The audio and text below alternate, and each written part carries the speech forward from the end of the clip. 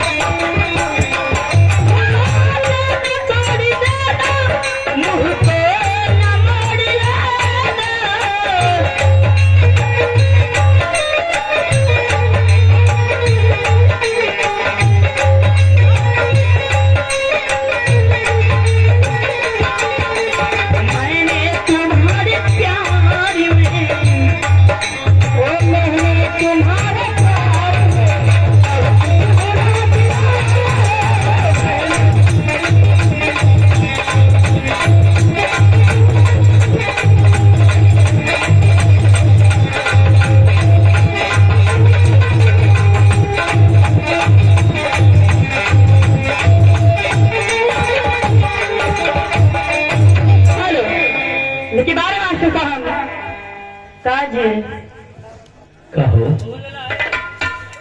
हो जाओ सखी।